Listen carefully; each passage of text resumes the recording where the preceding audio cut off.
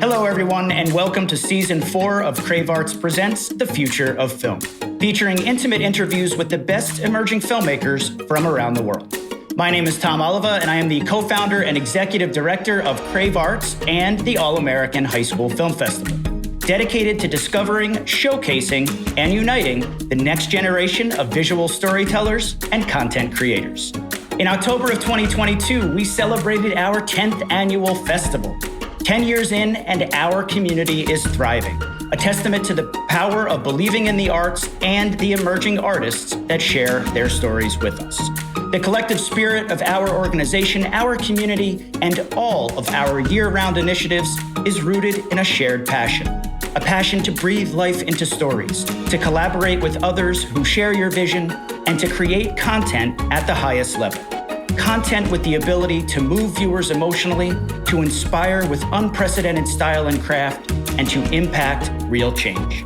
Some quick updates from the All-American Bulletin Board as we gear up for our 11th annual festival in New York City. Our 2023 festival will take place this October 20th to 22nd in New York City, and submissions are open via Film Freeway with the final deadline on July 3rd. Head over to hsfilmfest.com to get the latest news and updates about the 2023 festival. You can save on early bird tickets, book your discounted rooms at the Sheraton Times Square Hotel, and check out our downloadable 2023 budget guide, planning guides, and posters, because it's never too early to begin planning your all-American adventure. A friendly reminder that we are offering a new custom category this year, your chance to make an original music video for one of 4 songs by AWOL Records artist MXM Tune. More information at hsfilmfest.com/custom-categories.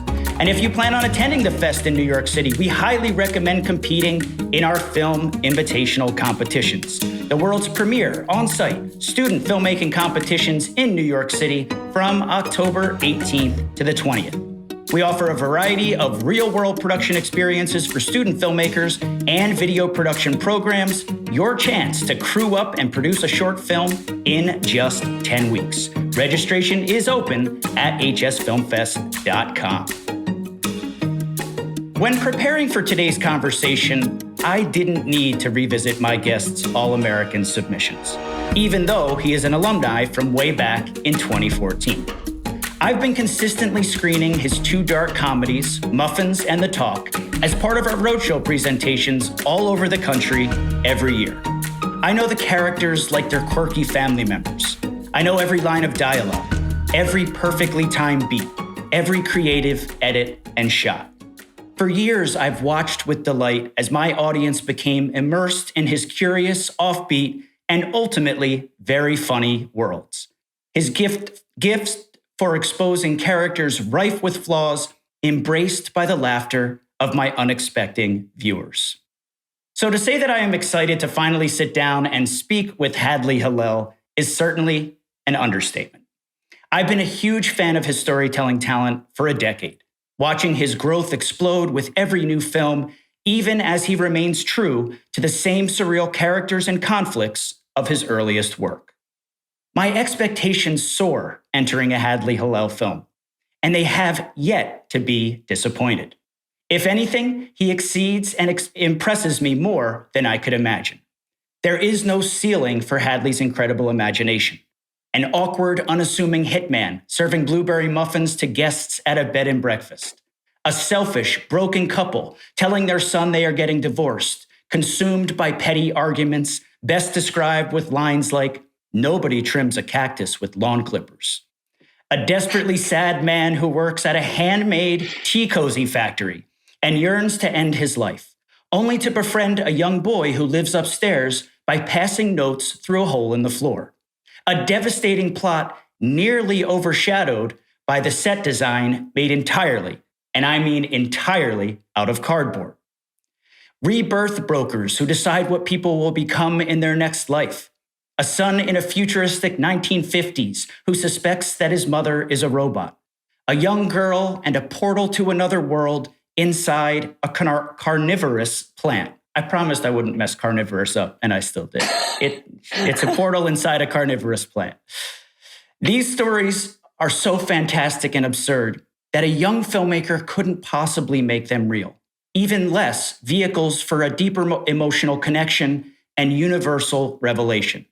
And yet, Hadley navigates these realms and elevates these worlds with his superb eye for stylized presentation and overwhelming humanity. This is a young filmmaker already creating at a level rivaling that of the most accomplished writers and directors.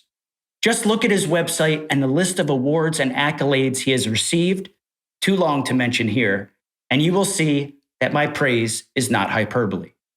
Hadley is an unparalleled creative force with seemingly limitless potential.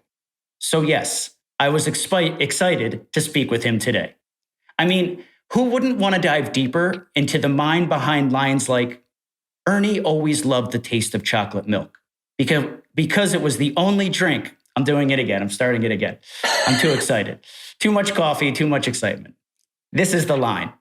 Ernie always loved the taste of chocolate milk because it was the only drink that fully got the taste of meatball out of his mouth. I am honored to be speaking with Hadley Hillel today. Hadley, hey, how are you? Wow, thank you so much for having me, and thank you so much for that intro. I feel like that sets the bar high, but I really appreciate it. Well, I have a feeling that you're going to be able to share some amazing insights with our community today. I have so much praise for your work. I had the pleasure of revisiting it over the last couple of days. The earlier stuff I didn't need to, but some of your newer work and the highlight or the trailers that I could see, I'm just blown away by what you've been able to accomplish and so excited to dive into it today. But first, we're going to get the conversation flowing with a little exercise we call personal portrait. In this quick reply exercise, I'm going to ask a question and you just say the first thing that comes to mind. All right. Sound good? All right, I'm ready. All right, let's do it. Do you have a car? Yes. Does your car have a name? Oh, man. Phoebe, maybe? Phoebe, I like that. What kind of car is it? A 2004 Passat, so it's definitely on the older side. It's like at the point where like things just fall off now, kind of like going over a big bump. I'm going to have to get out and throw it back in, so she's on her last legs. All right. Well, much respect to Phoebe for getting you around. Next question. Do you fold your pizza? Sometimes. Sometimes. Okay. All right. Choose one famous person from history you want on your team during a zombie apocalypse. Oh my God. Oh, that one, Leonardo da Vinci. Interesting. He just like invent his way out of trouble?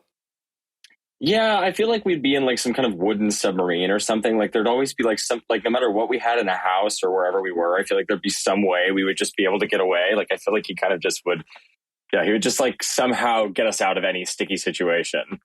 Honestly, that is like the perfect answer for someone with your body of work. Well done. I know this is a lot of pressure. It's probably the hardest thing you've done in a while. What is the weirdest thing you have in the room with you right now? Oh God. I'm looking around.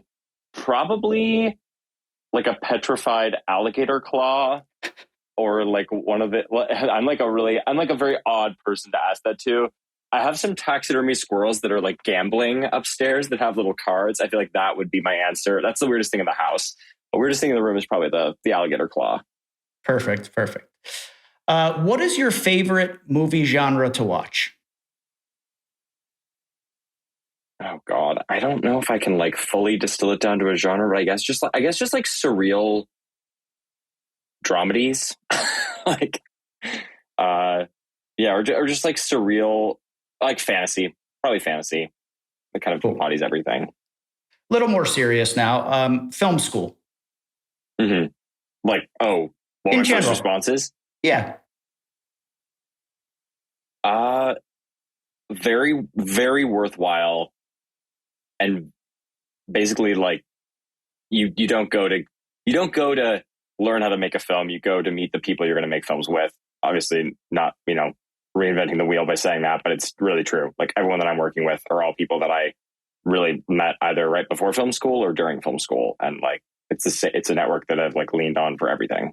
So I can't imagine what I would be doing if I didn't have that. Awesome. What's the most important thing a film can do? Just make people feel something and remember it, I guess. Like, I guess the best thing it can do is just stay with you. All-American High School Film Festival. Just like, I feel like it's just like a wild impossibility of a film festival. Like, I feel like that's my first response. I feel like that too a lot of the time. Yeah. It just feels like how can there be something with like the resources and like where it is, the types of like showings that happen with like red carpets, like in New York. And like for high schoolers, and then how can the quality be so high? Like, I just feel like it's constantly something I'm kind of mind boggled by. Like, I remember first hearing about it and being like, that sounds like a full scale adult, like Oscar qualifying film festival, and realizing it was just like high school films and like the scale of it. Unbelievable. Awesome. I appreciate that. Well, it exists because the filmmakers who are part of the community deserve it to exist. You were once one of those, and now you're giving back. And I think that's kind of a full circle explanation of how and why it exists. None of it is easy, but it is absolutely worth it. Okay, so thank you so much. Now let's dive a bit deeper into all things Hadley Hillel. It's so wonderful to reconnect with you today. I'm curious, where are you and what are you up to as it relates to film? Yeah. I'm in LA, and I've been living in Glendale, kind of like out in this like 1960s house in the hills. So it really is, it's great because like it's green. It doesn't feel like it's in the city, but it's like 20 minutes from downtown LA. So I'm very lucky. And I'm living with a bunch of other filmmakers, some of whom are actually alumni of this festival as well. But yeah, what I'm doing right now is basically, I'm writing my first feature. And I've sort of been workshopping that and revising that for the last few years. And then, at the same time, I've been doing sort of basically directing these music videos for a friend named Chapel Roan, somebody that I've known for like a lot of years, and just, basically building all these really fun worlds with her. And it's been really, and like right now, like currently I'm working on the next one, which is like sort of a magic show, tongue-in-cheek kind of campy thing, but it's like a female magician, which I feel like we haven't really seen a lot. And True. It's been very funny to try to research that and realize that there really are so few references, especially in like accessible films that can just be found easily or referenced, which is always exciting because it means that, we're finding something fun that hasn't really been covered in depth, or kind of like, I don't know, hasn't really been just overworked. So it's fun to try to find that and explore it. I was surprised when we were reaching out to you to schedule this, that you were working on music videos. You were kind of busy. Your schedule was full, which is great, by the way. Congratulations on that. But I was surprised to hear that you were working in music video because, most of the things that I've seen, what you submitted to us and the work that you've done that's available on your website is not in that vein. What got you into music videos? Why are you doing that? What do you like about it? Yeah, it's a great question. And I think if you had told me that I was doing a bunch of music videos like a year or two ago, I would have been like, really? That's not what I see myself doing. I think the thing that got me into it is just like Chapel basically just really loves world building and building stories that like push the envelope and do really kind of fun things and like take the songs that she's writing, but they like elevate it. So I guess the pitch for it was kind of like, let's make videos that can take these songs that we think we know and these stories we think we understand from hearing the songs, and then elevate those and change them so that like once you've seen the video, you now reframe the song through the context of that story. So like you hear a song like Casual, which is like the 2 ago now, but what I did early this year, it's been a whirlwind, but yeah, you hear that and it's like, okay, it's a casual relationship. We think we know what that music video is going to look like. And the first thing that we talked about on our phone call was like, okay, let's make a monster, like sea monster love story. Let's like make this like a siren, like a queer siren love story. Cause it just is like, so not what you would expect from that song. And it just like all the same themes come through, all the same stuff's explored, but it's done through kind of a surrealist, really unique lens. So I think that's why I continue to do these. It's just like building these really fun worlds. Like she has a really great vision for it. And it's been really fun to kind of like bring pieces of my style in and mesh with her music and her own style as an artist and kind of like find a middle ground. It's been really fun to like figure out where that lands and to build these things. So yeah, that's what I'm doing. I mean, they really are mini narratives. Like I don't think I make music videos like most people make a music video, where it's kind of like, and no shame to that either, because that's its own world. But just like, you know, for me, I think I don't see enough music videos that feel like they're really getting at the heart of something. And like, if you can watch a music video that like makes you cry or really makes you laugh, or like, I've had so few like visceral, memorable reactions to music videos where they've like told me a story beyond just what the song kind of inherently has in it, that I feel like that's the goal. And I feel like we're getting somewhere with a few of them. I feel like they're definitely like, a few people have said they've cried watching one of them. And I was like, yes, this is the goal. Yeah. Like not to make people miserable, but just to move people and have people kind of be affected by it. Absolutely. And I've had the pleasure of seeing them, and I can tell you that you are definitely achieving your goal. I have so many questions about this, and this isn't what I even intended to talk about, but what you just said tends to be how we lean when judging our music video category. We really look for submissions that have a sense of story, and not just a sense of story in a literal sense necessarily, but a sense of story that elevates and expands the concept of the song. Of course, then we tell people that when they ask us, well, how do we judge music video? And then we'll get one that's like totally no story at all and just this visual masterpiece. And that wins. And, you know, we look like hypocrites. Yeah. But, you know, you never sort of know what's going to work, and anything is possible. So I'm curious, how you're working with this artist because you were friends with her, or did she find you? How does that work? Well, I think that's also a unique little way that it all unfolded, because actually like we used to live together. Like in 2018, like I moved out of college and I moved to this house, the same house I'm in right now. And she was living here too. And so we sort of all moved in together. We all took like the leap. She just moved from Missouri, which is where she's from. And she had just sort of like moved to LA to sort of pursue her career and keep building it. And, you know, had management and everything, and was rep by a label. And then it was like, we basically were just like in close proximity working on these things. And I was always working on her projects and a fan of her music for years.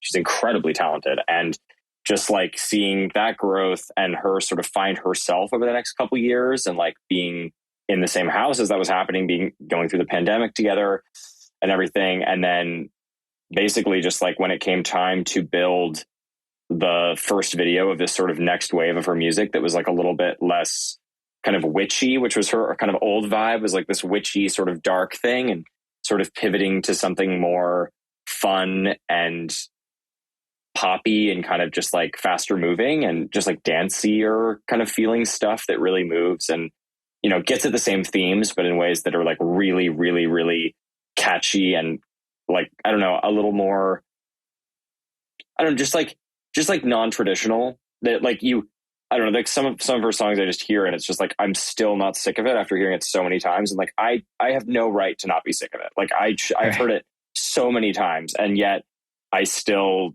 am like totally drawn in and like listen to the song the whole way through when it comes on a playlist, you know? So it's like, there's something she's doing with that. And so I've ended up just basically, having her reach out to me and say, hey, like, let's figure out a story. Let's do this music video. She'd been dropped by her label at that point. So she was sort of an independent artist, and it was kind of like, okay, who can I reach out to? And she just reached out to all of her friends and was like, hey, let's build this. Like, I'm doing everything. You know, she did the makeup, she costumed it. Like, she did so much to guide it and like figure out what her voice was. And we just like worked together to really build this world. And then she sort of trusted me to direct this first one. And that one was called My Kink is Karma. And it's like this crazy video that we shot in this house I'm currently living in. So it was like, okay, what location can we get for free? And like, what can we do with, you know, literally no money, and just utilizing so many favors from friends to make something that looks like the best it possibly can. And like what we came out with, I think it's like stylized enough, and like the house itself is sort of such a character, and just like the characters that are in it are so unique that I feel like it doesn't necessarily limit itself to feeling like it's that it's like made for no money. Like it feels like there's enough new stuff going on that it's like, is this like an artistic choice or is this like a limitation? And I feel like that's always the goal, is like Right. smoke and mirrors everybody so they don't actually think too hard about what resources they had to make it. And I don't know, just make it memorable. So that was the first one. And then after that, it's just been we've, started these things and so I'm like, okay, on to the next one. That's so cool. I'm sort of becoming more and more, not sort of, I am becoming more and more intrigued by this house. This house that, as we were talking before we started rolling, it includes roommates that are all-American alum, some legends for sure. Does this house have a name? Oh God, it should. It should. That's your homework assignment for all of you. Okay, I'll get to work on that. We really should. That's really cool, though. It's really cool how relationships form, and then an artistic relationship forms from it. Yeah. You mentioned sort of being really immersed in this music video work and it being really hectic. How long does the process of creating one of these music videos typically take? Is it like a month? Is it 6 months? It really depends on the project itself, like on the specific video. I also think it depends on what we're able to do. Like I like to, when I know something's coming, like I have a hard time not sort of working on it and like building it. And especially the ones that have been sort of more ambitious or like bigger stories, it feels like those need more time to develop. But like, I think the other thing that is hard about the music video world is like, there's sort of this expectation that you are handed something even like 2 weeks out. Often like that's very standard to have like 2 weeks or even like less than 2 weeks to fully be like go from like concept to shooting. And maybe you have a treatment going into that, but like you usually get like 2 weeks of prep time. We've been lucky to have a lot, like, what we don't have in terms of resources, especially early on, we made up for with time. And so it was like basically now for me, it's like about a month to a month and a half, like minimum, probably like a month. I think this one start to finish when we'll be shooting. Yeah. It's like, it was about like, I started early April in really like beating it out and getting specific about it. And I think we finally had like a finished version of the story by like April 25th or something. So it's like a lot of planning, and a lot of it goes into just like the early sort of dream phases of just like figuring out what story we want to tell, what world we want to explore. We went through a lot of different things because you like started with 60s for this one. So it's like the first time is just like, what are 60s stories? Okay, like let's push it away from all the typical tropes of 60s stuff. Let's not make it a suburban story. Let's not make it like a suburban housewife. Let's like do something way more unique and interesting. And I, commend her for really pushing in that direction too. She always kind of wants to reach for something that like feels like weird and odd and like not what you'd expect in any of the eras. And so, yeah, it's been like building that for the last like month. And then now we've been kind of like revising it as we start to execute. And so we're basically shooting at the end of this month. So it's like, yeah, month of pre-pro, really intensely, probably 2 to 3 weeks of pre-production beforehand. And then like anywhere from, but like for Casual, it was like 6 months. Like she approached me in October and we shot end of January. And like it took almost all that time to get that story and the prosthetics and everything ordered and figured out. And there's like such a bigger kind of sweeping, like, sea monster love story. So that took longer. Yeah. Makes sense. So I want to circle back to this feature that you mentioned that you're working on. Congratulations on that. I'm sure it's been a dream of yours for a long time. Yes. What is there a log line that you can share for this feature? What is it about? It's about an actress in 1980s LA, or like I guess an ex-child actress in 1980s LA, who finds a free mirror on the side of the road and then accidentally cracks it, and her reflection breaks out of this mirror and steals her life and like traps her in this mirror world. So basically she has to find a way to like break back out and take back her life from this doppelganger that's living her life better. And it gets at a lot of interesting themes. And the reason she's an ex-child actress and not a current actress is just because like I love the idea that she's sort of in like almost like a Matilda situation where she has like one hit movie as a kid, but then in this film there's like sort of a tragedy that strikes and sort of throws her off from ever being able to act again. And it's like how just when an opportunity starts to rise up to like return to that world, then this crazy kind of surreal thing happens. And I think it's a lot of internal, it's all just sort of representative of like a metaphor for her internal struggle and how she's like holding herself back in a lot of ways and like limited by this trauma that's happened, and how this other version of her that breaks out of the mirror is not limited by that. And so it's a kind of exercise in just like, what if you could separate like the self-saboteur from the artist and have like, I guess, a version of you that isn't held back by those things actually reach its full potential, and what it would look like to be on the other edge of that, literally looking at someone hijacking your life and like not being held back by those things. So it'll be a very, I feel like you're telling my story. Like, I mean, I bet so many people can relate to that, but like, what if I wasn't right? What if I didn't hold myself back creatively? And wow, that sounds amazing. It sounds so you, by the way. But it is interesting. Your work that really I was first introduced to isn't really like that. I mean, I see it in it, because I've gotten to know it so well. And thank you for providing me with two films, in particular Muffins, because the talk is a little darker. I tend to only show that to certain audiences, although it isn't really. But Muffins is like this. Chihuahua gets thrown out the window. Yeah, it's like it's a dark one. You have to get the right audience to like that one. You've got to get people like primed and ready with some other lighter comedies before you toss that in. They're like, should I laugh? Like, I think it's hilarious, for the record. But thank you for providing me with those films, because they're incredible tools for teaching. And I'm sure that was like the furthest thing from your mind when you were creating them. But they don't really have this like surrealist element to them. Yeah. How has that evolved to become like your go-to stylistic choice? Why do you want to tell this story about this woman in the mirror? Yeah. I mean, I'll address the like surrealism thing and how that's become a part of it, sort of in like a grander scheme, because I think that was a real gift. That was a real gift of film school, and I think it was like, I think it's so. I said earlier, like, film schools don't necessarily teach you how to make films, and they do and they don't. They give you a sandbox to try and fail, where you're not limited by having a bunch of stakes and like feeling like you can't take risks, and they let you take the risks. And if you fail, then great. You've learned not to take that risk that way again. But the thing with film school was like, it also did an amazing job at educating me with just like film history. And I had never done a full film history course. And I got to see basically, films from the beginning of time to like where they are now, and like study each era. And one of the eras I really knew nothing about, but I was fascinated by, was like German Expressionism.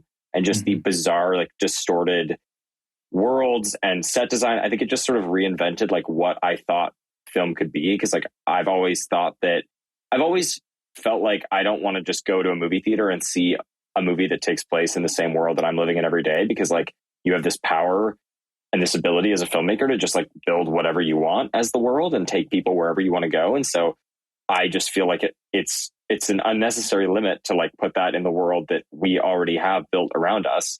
And I feel like it can show so many interesting parts of like somebody's internal psyche and their world if the actual like place they're inhabiting reflects that, or like, shows that. And so that's, I think, the excitement with surrealism, is like seeing how, and you even see it with like Reincarnation Inc. and stuff. I'm starting to kind of get into that, where like you see like the walls of that place are like, it's like an, infinity room. The walls are like topsy-turvy. And like, I couldn't find that anywhere. And so we just like, my dad helped me just build that in a garage. But it's like, I wanted it to feel really like cartoonishly, absurdistly stacked and kind of built in a way that like something would only be kind of in your imagination, just to reflect like the state of, if you're going to this like limbo and getting sorted into like what your afterlife's going to be like what does that office look like? And, I'm looking at stuff like Beetlejuice and Tim Burton and just like, all of those filmmakers. So that's the exciting thing I'm trying to get into more. And like, if there are things set in real worlds, incorporating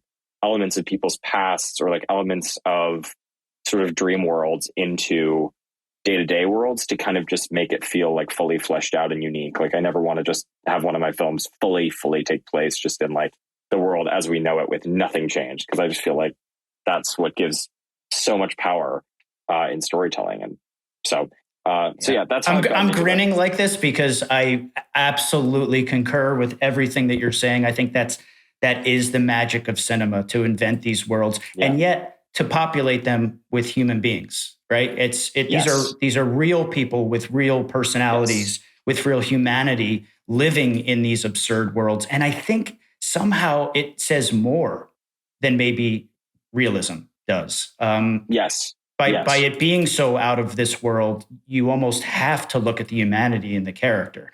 And I love it. And you found your thing. I mean, I'm so excited for you because this really is a world where you shine. And I want to talk about all of your films. There's so much I want to talk about. I'm just going to cut to this feature and just for the purposes of our community listening in, what's different about the process of making a feature compared to the shorts that you've made previously? Yeah, I mean, a lot. And it's like simultaneously a lot and not that much. And I think a part of that is that I sort of, especially through film school, I got to sort of like expand and expand and expand like each scale. So it's like right before I started film school, I shot Ernie and did Ernie, or like, right. Yeah. It was like, I did Ernie, but then like finished it in college and finished up like the final pieces of it. But it was like, that was sort of the starting place. That was like a 17-minute movie with like 17 minutes of story. And it feels like that's basically, that could not be expanded fully into a feature without like quite a bit more story. Like at that scale, it feels like it's the right amount of story for minute runtime for the most part. And the next one I did, it's this like film about this kid who starts to think his mom might be a robot in like 1960s, like as it was imagined, like the 1960s future as it was imagined in the 50s. So it's like, it was like flying cars and stuff. Jetsons future and stuff. And it's just like, that was something where it was like, okay, a lot of the world and stuff is already there and built. And a lot of the setup has happened before we come into the story. And it's like a 12-minute film and we come out way before it's over. And so it's just like kind of zooming in on a little snapshot, which is like, I feel like what the best short films I've seen do is like they come in as late as they possibly can and then they leave as early as they possibly can. And you just get like this little snapshot of a moment of change or pivoting. And I think then my thesis was like, basically, let's take a feature and shove it into 20 minutes. And like, that is when it started to get a little unwieldy. And it's like, you hear that log line and you hear like a girl, you know, whose parents die, like finds a portal to where they're still alive and has to choose whether to like stay with them there or like go back to the real world. And it's like, how is that going to be 20 minutes? And the answer is it shouldn't be. And it can be, but it's a lot of story, and it's a lot of story to shove into that. And you start to lose depth because you have so much breadth. And I think if there's one regret I have about that film, it's like trying to make something that really could have been and should have been something bigger in that little of time. And it works for what I wanted, but I think more as a proof of concept and scale than it does really like getting you like moved and into the world. I mean, it takes half the film just to get us set up to like go into this other world in the carnivorous plant, just because there's so many things that have to happen before that.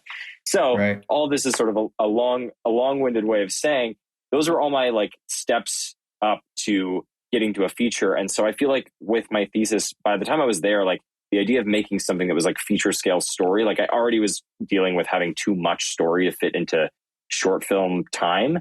And so I feel like that's where it was a pretty logical leap. But in terms of actually doing it, very hard. And it's hard because you don't have those same limitations of sort of like having to cut everything and having to trim everything down and being like, you just have to kind of rely on this like archetypical character here because it's a short film. Like you don't have time to fully develop this aunt as anything more than just like an evil stepmother aunt. In a feature, she could be a lot more nuanced and you could have a lot more little moments. But like in this short, you have to lean on this archetype to just get people on board. And like in the feature, it's like, where do you zoom in? That's been the biggest sort of thing. And how much setup is right versus how much is too much. And features now especially are really leaning on like, there's like a 10-minute first act sometimes. There's like a 5-minute first act in some films. I mean, you look at something like A Knock at the Cabin Door, which is like that like latest M. Night Shyamalan movie. And like the first act is like, I don't even know if there is really a first act. It's like we're into the like people arriving at the cabin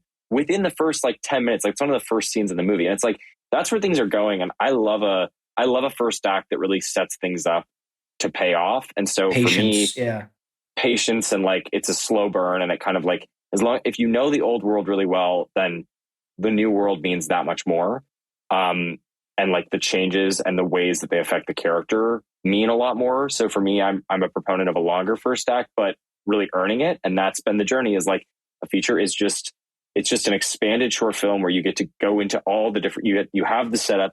You don't come in before the story starts, or you don't come in like after the story has already started. You have to come in right when it's starting, or like a little bit like right before the point of change to set that up. And then you have to stick it out all the way through the end and know every step of it. So it's just making sure that all that keeps you engaged is, I guess, the biggest shift, and making sure that, scaling up story. It's like this thing could be shoved into 20 minutes and it'd be way cut down, but now that it's stretched out over 90, it's like, it just has to really, especially in the middle, it really has to keep it moving. And I feel like that's the no man's land.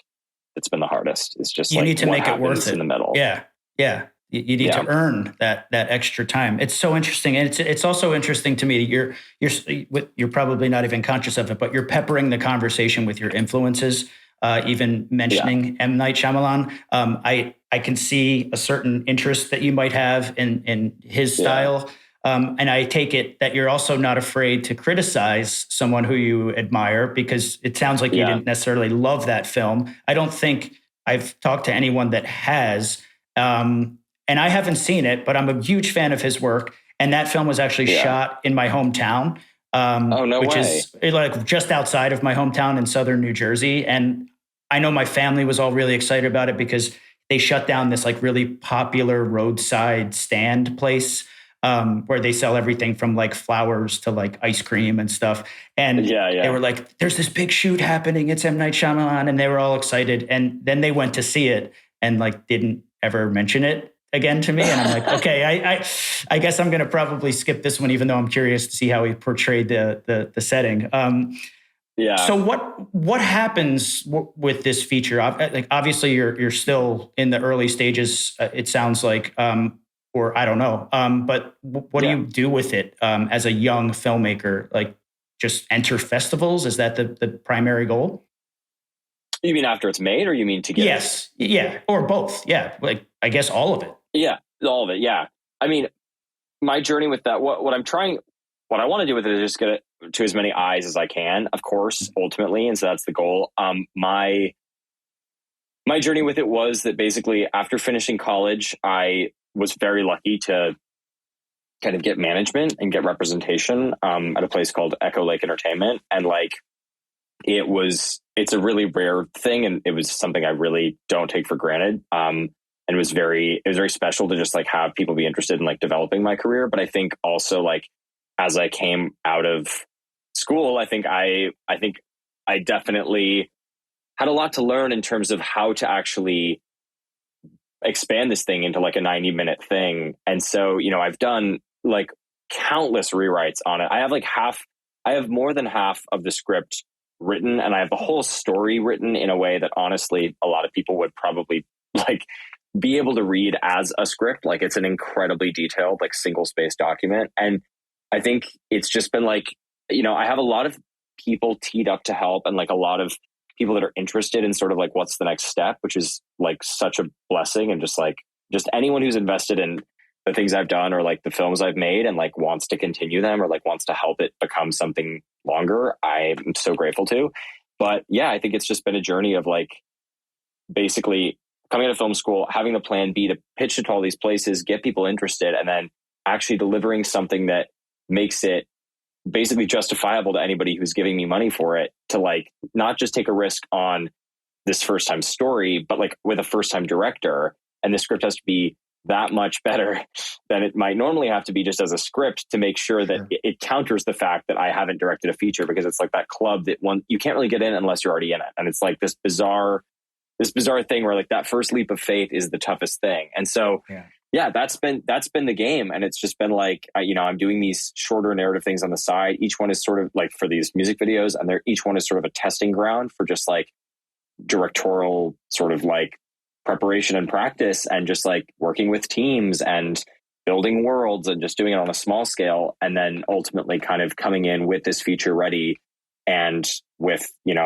being lucky enough to have representation that can get me in the rooms, but making sure that the thing I'm actually presenting, I can stand behind, and then we'll see where it goes from that point. We'll see if it, lives in a streaming world. We'll see what's even available by the time it's like, fully sold and done, and like what's out there. I mean, everyone's dream is a theatrical release, and I'm hoping to one day see it in a theater in some context for sure, just because I want to see people react. It's like, that's what I live for. And that's what these film festivals like All American do. It's just like, they let you see, like, I learned so much from just watching other people watch my movies and knowing where they laughed and where they didn't, and where I fell short and where I could improve and what landed. And so, yeah, but I hope it can get there. I hope it can land there eventually. But yeah, I mean, I guess the journey has just been like focusing on story first and getting story so good and so tight that like people are ready to stand behind it and kind of push it through to making it a reality. Because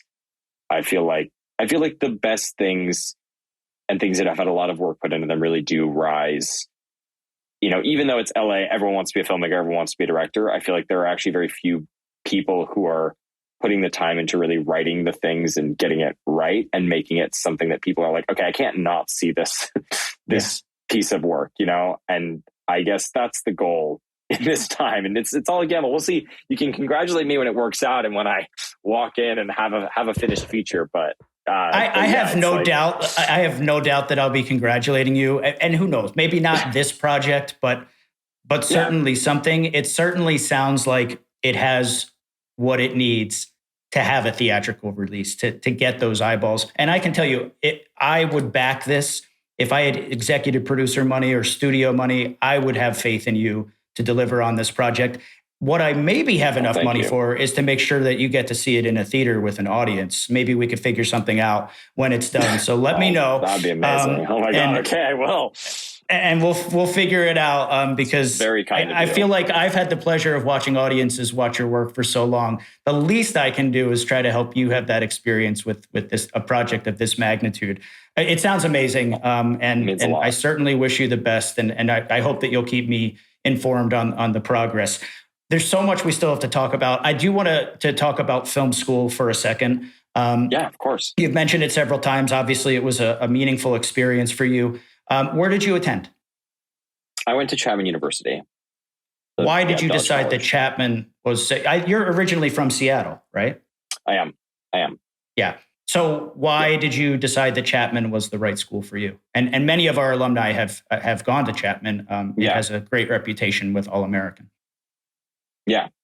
No, I mean, I visited a lot of film schools, and I think basically the ones that I got into a number of them too, and it came down to a choice between a really big one that was kind of very well known and already like at the top of all the lists. And then it came down to Chapman, and it was like, what I had to basically choose between was, do I want to go the route where, do I want to go to an institution where they feel like they've already succeeded at reaching the top, and they already have the alumni to prove it, and like they're sort of just like have that laurel? Or do I want to go somewhere that's like trying to find the people that can then elevate that school to be the next, thing and get to the top of the list? And for me, just from the vibe of students and just from like the overall sort of like environment that was created, I just felt like that sort of like trajectory of like whether they had already reached the top or whether they had already succeeded, or whether they were still trying to find the people that were going to be their success stories. That was my biggest selling point. And it was like, I wanted to go to the place that was going to have some investment in me as a student to, basically help put them on the map and like take some risks with me and have them pay off. And that was, I felt like I wanted something smaller and more personal and less, prestigious out of the gate with Steven Spielberg doesn't like teach there or anything, but it's like they have other people coming in, and ultimately it's like, that was what was most important. And just like people who are also hungry and wanting to build each other up, and not just like, I feel like there's a competition once you're already at the top that people just like step on each other to try to like get a little higher. And I wanted a place where everyone was just going to help like lift each other up and like climb together. So that's what Chapman was for me. That's why I picked it. It makes perfect sense. And I think it's such great insight for our community to hear. And maybe, the other school, the other option, the type of school you described is right for someone else. But it sounds like you found the perfect fit for you. And it suits your personality from what I'm garnering about your personality. I always like to ask this, is there, just because people listening are making the same tough decisions that you had to make, contemplating whether or not to even go to film school, and if so, which one, Right. and what kind. Is there a favorite class, assignment, or project, or something from your years at Chapman that really stands out as being transformative and memorable? Yeah, there is. And just one other little note about that, like they're totally like about the other thing I just said is like, there are totally schools for people. And like that other school I was between and this one, like that could have worked very well for somebody. And I know people who it worked out very well for, but like for the films I wanted to make, I wanted to take risks and try things and do kind of crazy stuff. And I wanted somebody who was basically, each film school is going to say no, like no matter what, because they have to have like limiters, or kids are going to be like trying to make movies in space all the time. But I feel like there was more leeway to turn a no into a yes at a place where there was, the possibility of it paying off in a big way. So that was, but yeah, the things that made me, I guess, just like the favorite assignment, I would say it was also in the curriculum structure of both, is why I picked Chapman. And like what I liked about them is like they basically give you whether they know they're consciously doing this or not, they give you like a little reminder of why you make movies in teams. And like everyone comes in wanting to be a director always. Like of our class of 100 people, like 99 of them wanted to be directors going into the first year. And so they like go, great. You were all about one kid in your high school that makes movies. And everyone was like, you're that movie kid. You're going to go into a movie thing. And so they take all those kids, they put them in one place, and they say, okay, all of you are going to have to make a movie for yourselves every 2 weeks for the first semester. Just like every 2 weeks, you're churning out a piece of work that's all your own. And you do it, and it destroys you, because it's like these, if you really want to do it well, it's like that's an insane output. And like you're doing all the steps, you're doing sound design, you're planning, you're shooting, you're editing, you're coloring, and it's like, and it's crazy because you realize very quickly why it's a team thing, why you can't do it on your own. And you also have to, like, out of survival, find people to help you, and like you help each other, and it's like trading favors and stuff. And so it was this beautiful thing where very quickly out of the gate, you learn by making things and not by just conceptually talking about it. And like you're forced to make something like the first week of school. And so I think my favorite assignment was just like, was that class just forcing me to learn and be reminded of why you cannot be an island in film, why it can't always be just like you making this thing on your own with control over every element, and like how to find your creative collaborators that you're going to work with, Yeah, I was going to say, was what that did. Along the way, you're forming like genuine relationships out of necessity that probably lasted with you throughout your entire school experience, and probably to this day. Yeah. And they're really smart about it too, because like they scale from that class to the next one, where you then have to do each role, and you sound design one thing, produce something, production design something. Like you do all these different roles, and they make you try everything.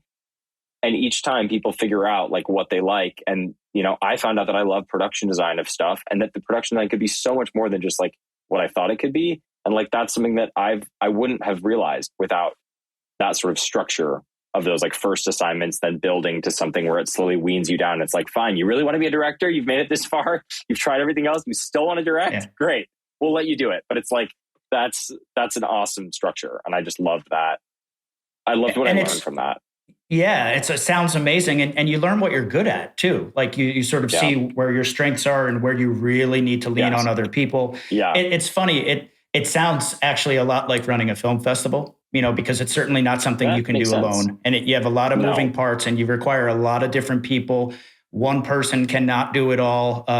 And you also learn what you're good at and what you're not, and where you really need to lean on others. And, same thing with them. They learn, I'm not front of house, I'm behind the scenes, or I'm the person that is on camera, and I'm not good at that other technical stuff. And it's fascinating. You are really good at production design. And that is definitely something we need to talk about. And you mentioned that, I think it's called Calamity Falls, the film that you said, was probably needed to be much longer, or shouldn't have been a short or whatever. I only saw the trailer because that's what was available, but it's yet another example of your gift for creating a world that is incredibly genuine. I don't know how the heck you do it at your age, and this is not ageism here, but you are still an emerging filmmaker. Yeah. You're still young. You were young when you made that. You were young when you made Ernie. I mean, I get like with The Talk and with Muffins, the set is integral to the story, right? I mean, and the location, one is in a car, so it's kind of hard not to make it authentic, but it is a very authentic world that you present, and you do just the little things to make it even more authentic, which is a big deal in student films. That's almost always the reason why student films fail, because they are not authentic first, and you're like, well, I don't believe it. Why do I care? Right. And Muffins has a wonderful set, but like as your films continued to grow and develop, this idea of production design became an obvious strength of yours and an obvious sort of passion of yours. Let's just start with Ernie. I mean, the set is entirely made out of cardboard. I mean, almost entirely. How the heck did you do that? And everyone listening, please go watch this film as soon as you hear Hadley talk about it, because it is just such an achievement. How old were you? Like 20? Yeah, when it came out, I was like, what is that yet? Yeah, 20, maybe 21. How did you build that thing? And how did you have the vision for that? Well, the stupid thing is that we shot part of that when we were 18. So when I was 18. So like all of us were 18, like the whole team was 18. And then we waited 3 years and I went to school and found a bunch of people. But like, yeah, the building of that and all that was when I was just done with high school. And like how I did it, how I did it was like a product of why I did it, which was just that we literally had no money and there was no way that we were going to be able to actually find a real apartment building unless it was in like a condemned building. But even then, like there just wasn't going to work to do this setup of cutting a hole in the floor of an apartment building. And like, we just had no way to do it. And it was like, from a production point of view, I like remember sitting on my like porch at my house in Seattle and just being like, how is this story going to work? And it was like, basically we need to build this because we can't find it. And we can't change the story because it has to be through the floor and it has to be like two worlds that are like, you know, this old man's world and this young boy's life and how they connect through this like one little portal between them. I guess I love a portal is what it sounds like from all this talk. I love a portal between worlds. But yeah, it's like, it basically was like, okay, what's the cheapest way I can build something? And it was cardboard because it was free. And you can get it from recycling centers. And like, I dove into dumpsters and like, I would go with friends. I'd go with my dad and I would like jump in a big industrial dumpster and they would chase us out and I would come back like late after hours when they closed and I'd throw a bunch of stuff and be like, I found some great stuff in here today. Like we'd fill the car with it. We'd like, be like, go. And we saw people coming. It was like, you know, you go to like these appliance places and like find mom and pop places because Home Depot breaks down all their boxes like during the day because there's too many. So you find the mom and pop places that sell washers and don't do that and have a little recycling yard in the back and you take all that. And then we just built it and it was like a wood frame with these kind of cardboard pieces. And like, I think at our peak, it was like, there were like 20 family friends that were there just like stapling boxes. And like, it was like the craziest community effort of just like finishing this set in time for this thing to happen. It was like one of the most magical things ever. Cause like everyone brought an artistry to it that just like was so lovely. And like some of the stuff in there, like my mom made that like the little cassette player out of cardboard that like is so intricate. Like I think it took her like 7 hours to make or 8 hours. Like, I mean, I had the support of like amazing parents through all of this, but yeah, that was how we did it. Is like, I called everyone. I said, we have no money and we have a very cheap material or free material, but we need like labor and artistry from people. Can you come and do it? And people showed up and I think they were excited by just the prospect of making that, like building that world with their hands and having it feel so handmade, you know? Your passion cannot be denied by others. I think that's kind of what's emerging from what you're talking about. And that says a lot about you and your drive and your desire to create the worlds that you feel like you have to. I love what you said. You probably don't even realize it, but you talked about the magic happening to make the movie happen. What's so fascinating for me is that the magic is happening to make it happen. And then ultimately what we see on screen is equally magical and special. And that's just such a cool thing because when we watch films, we don't think about that other part, that part behind the making of it. I guess we think about it more now than we have before, because all those sort of behind the scenes things are available. But it's just absolutely incredible, the depth of that set. No, thank you. Do you see it in your head, like before you're making it? Do you sort of see it all? Because it gets better with every film. Thank you.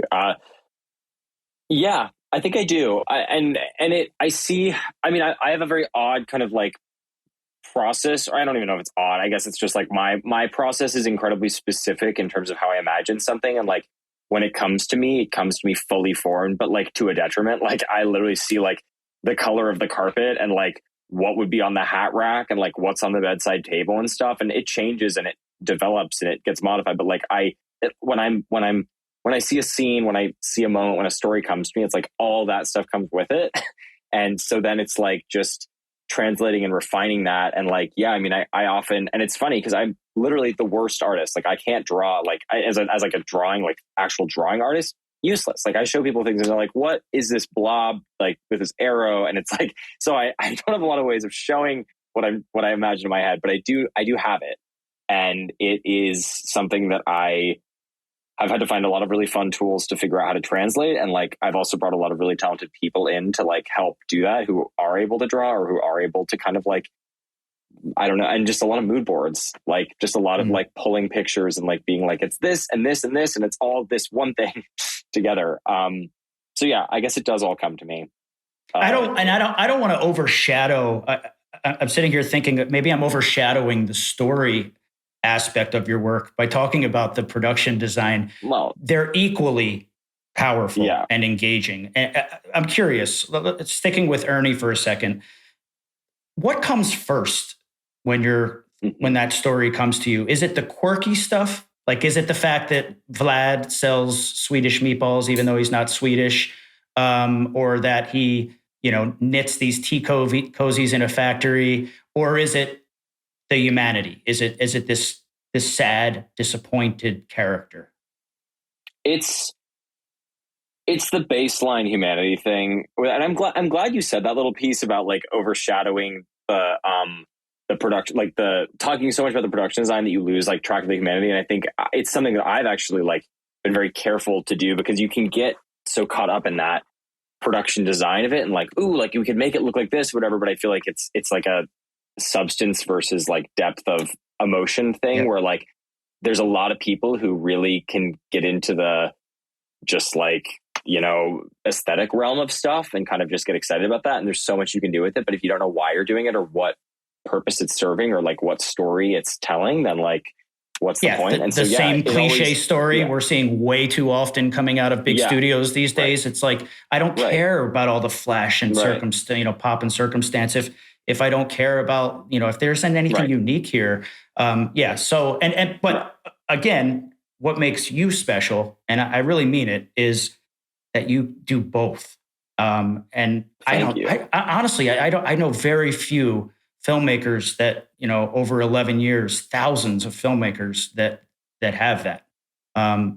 So, the fact that you're humble about it and like, and that you love it is, It means a lot, and like it really means a lot, and that is the goal. And I feel like I'm going to be walking that line for the rest of my life, and that's going to be there'll be moments where maybe I do lean too far into the aesthetic side of it and stuff. But I mean, in answer to the initial thing about Ernie, like it was the fact that he's like an old lonely man, and like it was rooted like that story is about my dad. Like that story is like my dad's dad is who Ernie's dad is, and like I hold that from like stories about like my dad teaching his dad like how to give a hug. Like he just didn't get affection as a kid, and it's like brutal and so sad. And like I had this like wealth of incredible emotional depth that my dad was willing to like give me and just like tell me over my life, and I kind of finally got to make that in story form. And like that was the root of it. Like every time when it came down to like why this or why, or like what should be colorful or whatever, like it was the guiding principle was like, well, emotionally,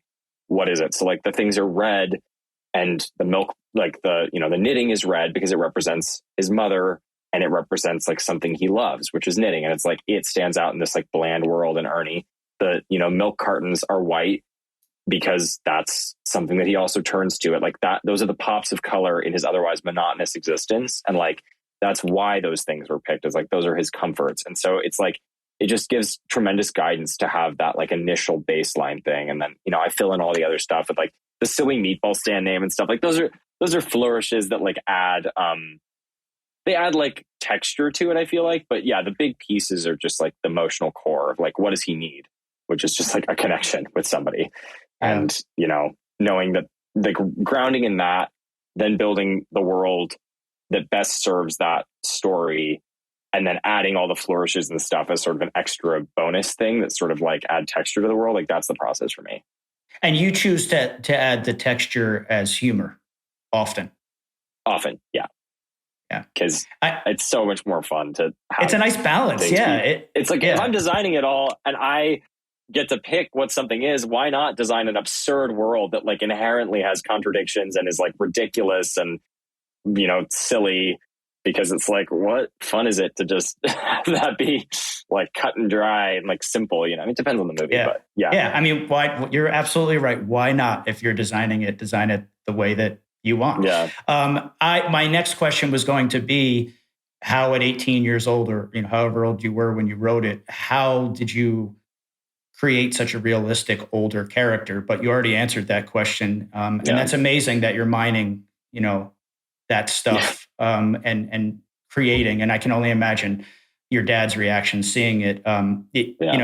Your films open up pathways to parts of yourself, of like as a viewer. I'm speaking it personally. Like they open up pathways for me to think about things I wouldn't otherwise think about.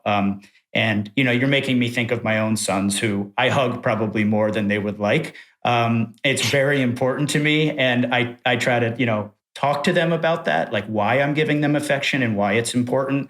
And I should also say that during the pandemic, I started painting and painted exclusively on cardboard, and still do 3 years later, because I needed something to do with my kids. We were like stuck in the house. I didn't even have like real paints at the time. It was like, household paints and spray paints and stuff. Right. But we were like ordering a lot of pizza, like probably everyone. Right. And I had all these pizza boxes, and I would just cut them up, and anything that was delivered, because we were getting a lot of Amazon deliveries, like the bigger the box, the better. I certainly understand your quest for cardboard, and like when something would come in and I was like, this box is perfect. Yeah. And my kids and my wife would laugh at me like, what are you doing? And she'd be like, why are you keeping all this cardboard? It's like a free canvas, and now it's kind of become my thing, like sustainable canvas. Like I'm giving it a second life. So that's kind of a weird parallel. That's great though. I mean, I'm so excited to hear that. That makes me really happy. And I'd love to see some stuff you've done with it. We can talk about this after. Yeah, I want to see some of the art you've made. There's a couple cardboards back there, and anyway. It looks really cool. Thanks. Yeah, it's therapy. No, I don't need anyone else to see it. If they want to, cool. But for me, it's just sort of a release. Like I think anybody who's creative, time to listen to music and just see what happens. Is it hard what you do? Like making Ernie, making these films? Yes. Yeah. Profoundly difficult. Like, I mean, I think anybody who tells you that like filmmaking is a cakewalk, they're either doing it wrong or they're lying, because it's like to do something like, I mean, I think if there's any other job you could be doing besides directing, most people I know would probably be doing that job. Like it is like the single hardest, but also like the single most rewarding thing in the world. And like, it's just, I think to just constantly be walking the line between like all these different places and where to like place value in terms of just like where do you focus? Like how important is it that we get the world just right versus how important is it that I get the character just right? And how do you juggle all these balls? And like, in that question, it's the character, and you work on the character first and then you build around the character, like I've said. And so it's like, just making sure that your values don't get skewed by like getting really excited about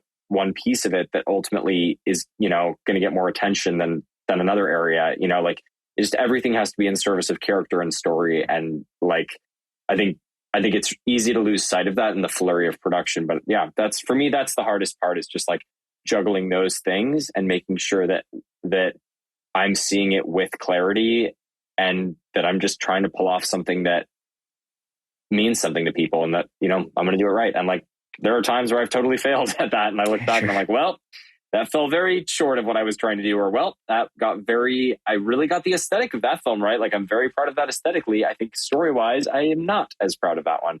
And so it is, yeah, it's an ongoing journey, and it is very, it's just very hard to want to like lead everyone towards this thing that you have in your head, and like hope that the thing you're leading everyone towards is going to be valuable to them, because you're kind of the only one that can really fully see how all the pieces are going to click together. And it's like the gift and the curse of the job. And yeah. And it's a gift. The gift comes with a burden, to actually carry it. If that's the hardest part, what's the part that you're most proud of? I guess just that, like,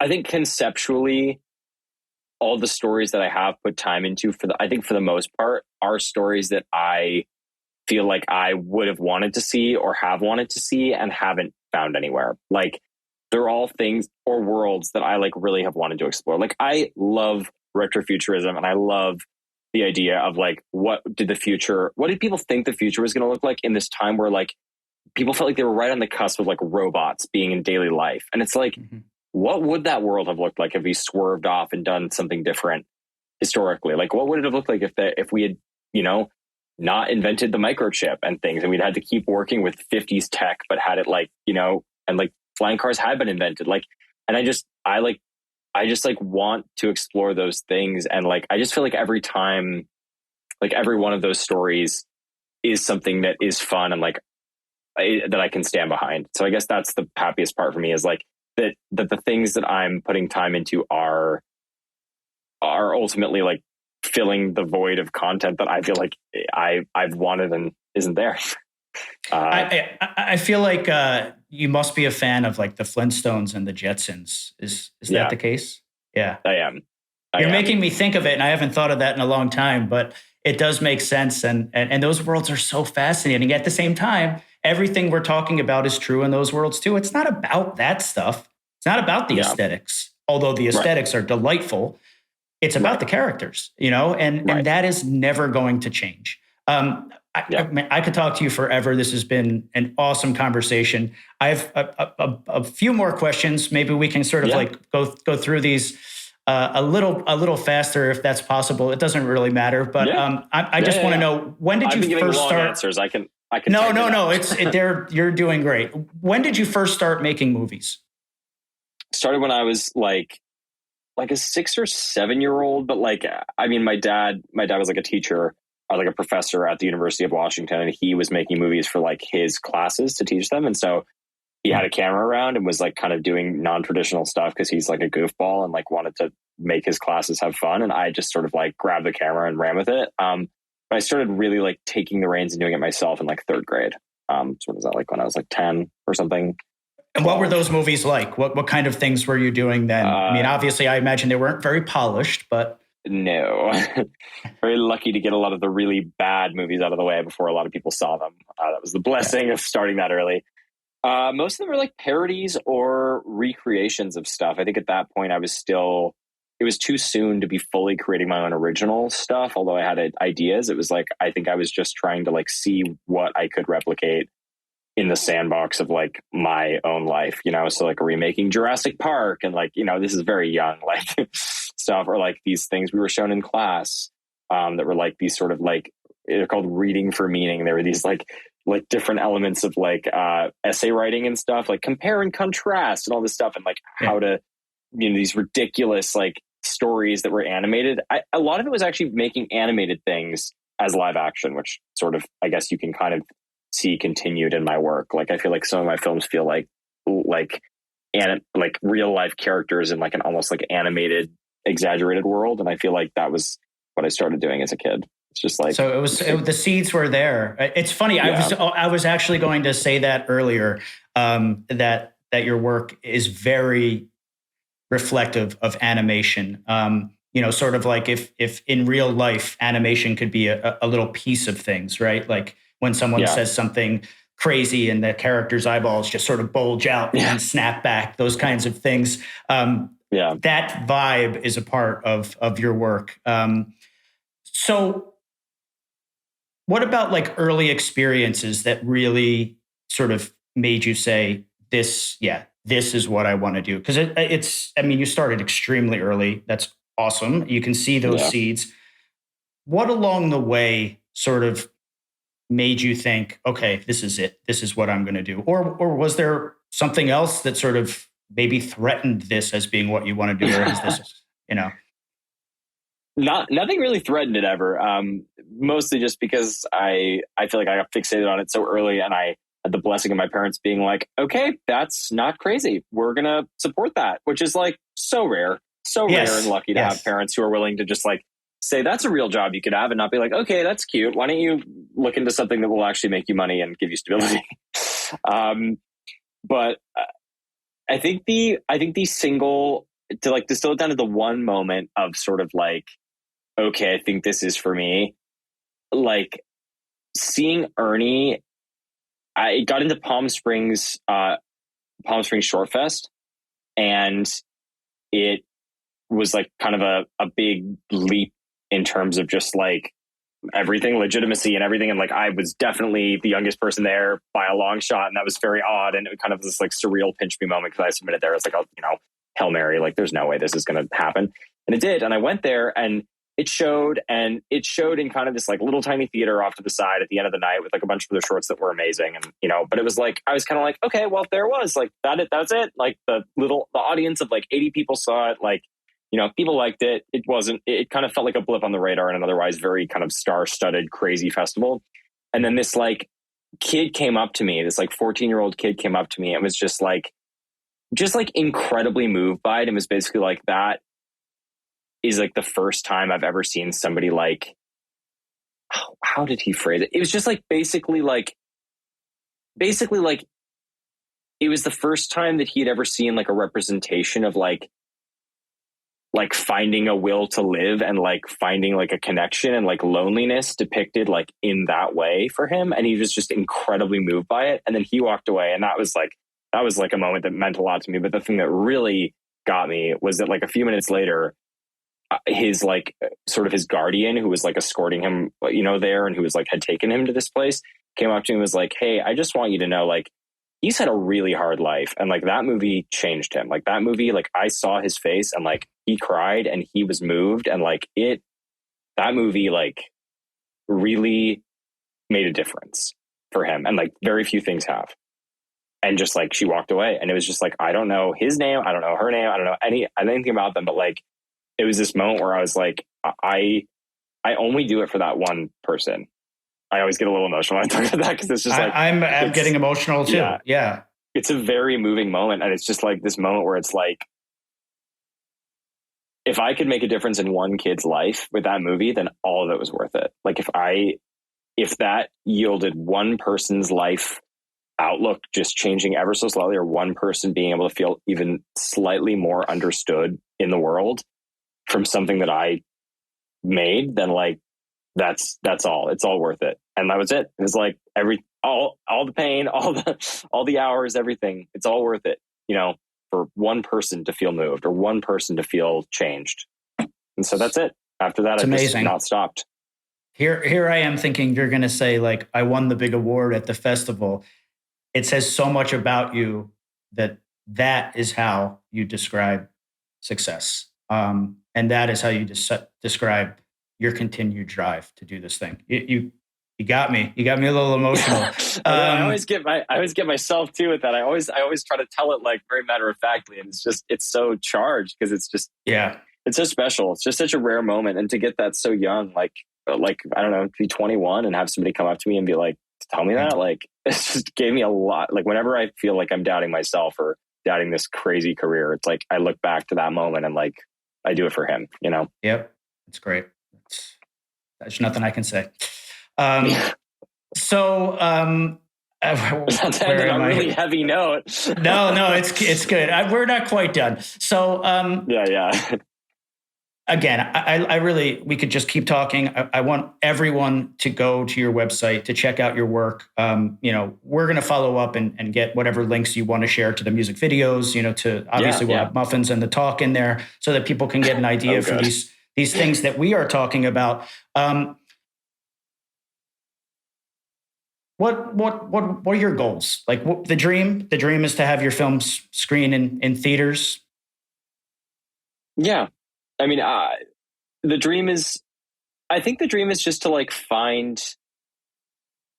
share them with to have an audience that cares and to have people who come back again and again to just want to see these things. And I don't know, just even honestly, the goal is you gave that an incredibly moving, very, very sweet little summary and also just description of how much these have meant to you in the beginning of this that honestly is that's the goal, is just to have anyone feel like that about any of the work that I'm making, and ideally to have it just broaden audience wise. And I'd love to have it get into other countries. I'd love to make stuff that doesn't rely heavily on dialogue so that it can kind of reach international markets even more successfully. And yeah, I think the dream is just to I think this is such a weird way to condense it all down, but I think to see some character or something that I've made on a mug or on something weird, some small tchotchke, if there's ever a character or something from a movie that I've ever done that resonates enough with people that they want to wear it or buy it on something, or just even just put it on something, if there's ever fan art made, which has already happened with these music videos and it's been insane because I've never had people buy into the worlds and add their own artistry to it because they love it so much. I think that's the dream, is just to just have it provoke people to make their own art and provoke people to just think about their world slightly differently. Well, if we can make a screening happen for the new feature in New York, I'm going to get keychains made or something, and we're going to put Ernie's face on them or something. I didn't set a very lofty goal there. I feel you can go on Etsy or something and just get something printed on a mug and be look, life goal achieved. But yeah, be careful what you ask for. You never know what's going to turn up. On a serious note. You're someone, just imagine you're someone listening to this show. And I feel the same way that you do. It could be one person, right? I know this isn't the biggest podcast in the world. I don't care about that. I care about an impact on anyone who is invested, right? And I hope that we're providing that. So imagine you're a young Hadley, back in high school, listening to this episode and just sort of devouring everything that you're saying. What advice do you have for our emerging community of creators? What's something that you wish you knew then that you know now, or just what advice would you share?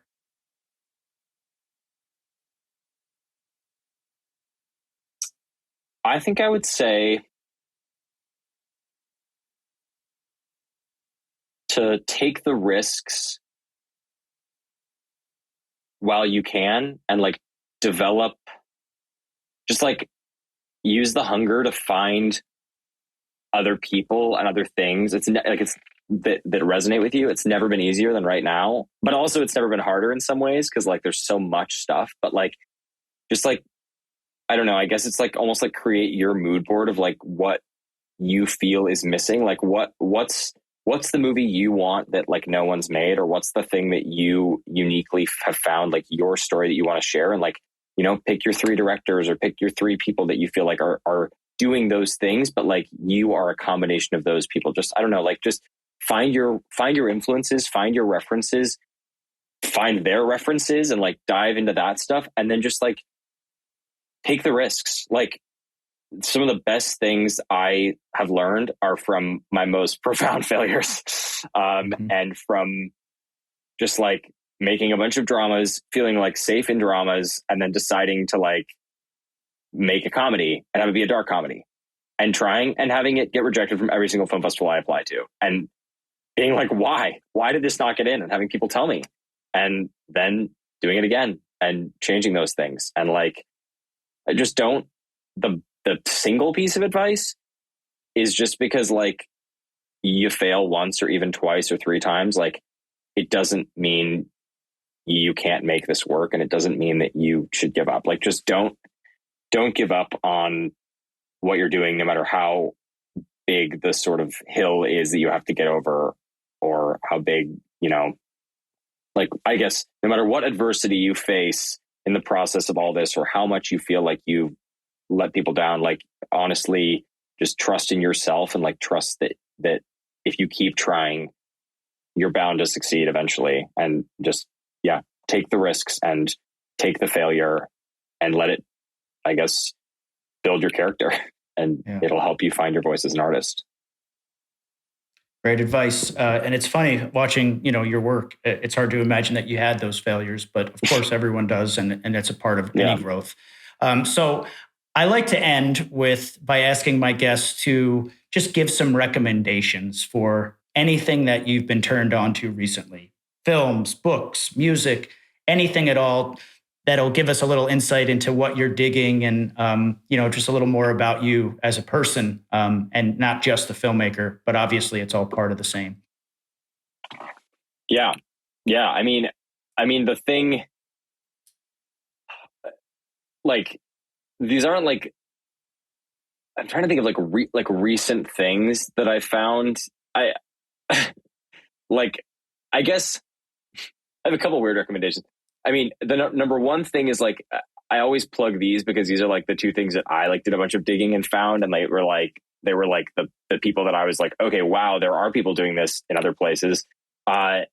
Is like, I found this French director called Jean-Pierre Jeunet, who did Amélie, which is, you know, pretty well known, but also he made an original movie that he actually co-directed called Delicatessen, and that movie is an amazing, bizarre little French film, and it feels like a darker kind of David Lynch meets Wes Anderson kind of like other version of, it's just like less clean cut, and like there's depth and sadness, and I don't know, it's very French, but it's like there's like looking at his filmography, especially his early stuff, is really amazing, and I've turned to it time and time again. Also, just like this filmmaker named Adam Elliott in Australia, I'm always a fan of his work, and like he's a claymation like director who did this movie called Mary and Max, which is like one of my favorite films of all time, and he's worked on a number of different shorts and also a new feature that he's making right now, and those are all coming out soon, and like those are things that are worth really seeking out, because it's like, again, he uses that medium to like really, it's like it gives enough like separation that you can kind of laugh, because these characters are so ridiculous and they're made out of clay, but like ultimately that it actually makes it more powerful, because you can detach yourself and see them as just characters, but then like the things he gets at are really dark and funny and like thought provoking and beautiful, and like it always makes me cry, because it almost like sneaks in like the back door of like emotionally, like you're like, oh, this is fun, what is happening? I just got blindsided by this emotional like bombshell that just got dropped, that I didn't even know I care that much about these pieces of clay, and suddenly here I am feeling incredibly emotionally invested. And the last thing I'll say, for anybody that's not even, it's just like a thing I've started doing, it's not even related to like art in like films or music or anything, is I've started just looking up oddities shops in any city I go to, or like odd curio shops, but like oddities usually does the trick. Even in like Google Maps, it will bring you to some very weird places that are very unique and fun. And I found like puppet shops. I found like weird places that sell like the acrylic eyes of like dolls. Like and there's just like, it's like, if you want to find in your own city some of the weirdest places and like the most eye-opening things ever, like, I don't know. I encourage people to go outside of their comfort zone and like do that, or find your version of an oddities shop that you look up in every city. Cause it's just like, it's been very unifying to find that like every major metropolis, no matter what country or whatever, like they all have these weird little stores that have all these like old relics and like history in them. And I don't know. I just think it's very telling. It's also very me. Like if you look at my movies, you're like, okay, yeah, he likes taxidermy and like weird stuff, like carnivorous plants. Like that's what that guy would do when he goes traveling. You know, it is very you, but you just gave me probably my new favorite hobby, and I greatly appreciate it. I'm going next weekend into New York with my kids and my wife. You know, we're doing like a New York weekend, and we're going to walk the Brooklyn Bridge, and, you know, we're going to have awesome dinners and that kind of stuff. But now I am absolutely, without telling them, adding to the list. I'm going to Google oddities, New York City, see what I can find. And we're going to hit a couple weird shops that I probably never would have stumbled across. And I will be happy to report back to you about the most interesting things that we find. Please. Awesome advice. Thank you, Hadley, for an insightful glimpse into your experiences and motivations as a storyteller. I encourage all of you to check out Hadley's impressive body of work in the description. And of course, thanks to all of you for tuning in and joining us. I remind you that this is just one of many in-depth conversations with the future of film. You can go to hsfilmfest.com for more information on the All-American High School Film Festival. And please subscribe and share across all platforms to support our important community of artists, just like Hadley. Hadley, an absolute pleasure. Please say hi to your All-American roommates. Let them know that I said hello. And man, keep doing your thing. I'm going to be watching. Thank you. Thank you so much for everything. Thank you so much for having me. This has been such a pleasure. Awesome. I agree. All right. Thank you. Take care. You too.